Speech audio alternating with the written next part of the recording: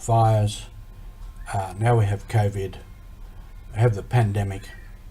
In some other countries they have all of those, some of them even worse. So the floods are worse often because they haven't got the infrastructure to deal with the water, and so on.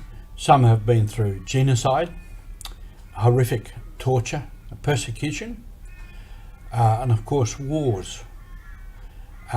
And the recovery from some of these can take years, perhaps never.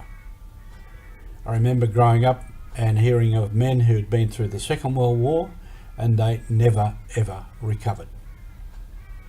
Often they were depressed, lived alone, alcoholic, whatever. And they're saying now too, with people with our recent events here in Australia, the recovery will take years. Not so much physically and in terms of business and social life, but in terms of people's own personalities, their own psyche. So the recovery time is years and years, and perhaps I'll never really recover from it. However, we also hear that people come through that with incredible resilience and incredible faith. That happens not only here in Australia, but also in other countries, in other places, where people for different reasons may have lost many members of their family. They'll never forget them. Perhaps in some ways they never recover, but they come through with incredible resilience. For human beings are incredibly resilient. How many times I've seen on news footage, people being interviewed, their houses, everything they have is gone.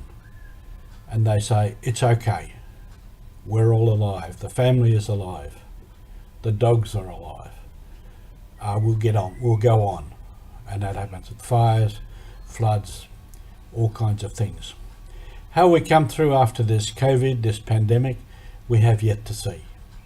But many families have lost family members. It's been incredibly difficult, is incredibly difficult. Some countries, I believe, haven't even seen the worst of the pandemic yet. It's really only getting started. But resilience, and that also is faith. A little while ago I spoke about our readings from one of the Sundays where God said, apart from me, all is nothing. And that's where I think that resilience of the human spirit comes from, and the resilience of our faith. Our faith in God, our faith in each other, our faith in humanity, our faith in life. Life will go on.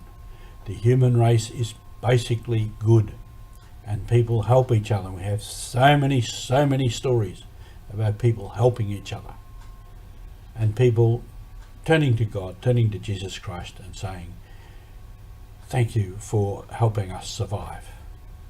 Look after those who have not survived. And we all know when people die, particularly if they die tragically, we never ever forget. Never forget. A friend of mine said his wife died rather suddenly, at not a great age, and they were deeply in love with each other. And he said to me one day, he said, people say, oh, over time you forget, you get over it. He said, don't believe them. Don't believe them. You never, ever get over it.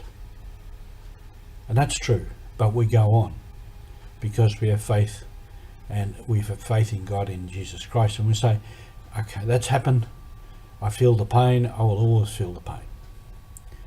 And so all of these things are a part of who we are as people, part of who we are as church, that we go on, that we carry on with life, we pick up again, we have faith, we believe. And in this too, there's a big mission for the church. At the moment with the pandemic, many people don't go to the church. We are not having good community celebrations of the sacraments and of prayer. What will happen afterwards, I don't know. Will people come back, or will they continue on their journey elsewhere? So we have a big work to do now and into the future of evangelizing, of reaching out to everyone and saying, listen, do you know this person called Jesus Christ? Let me introduce him to you. So that is our mission now. Not only to survive, but to survive well, and to survive in a missionary spirit of taking our faith to others. I hope you have a good day. I hope you have a good day on mission. Thank you for being with us.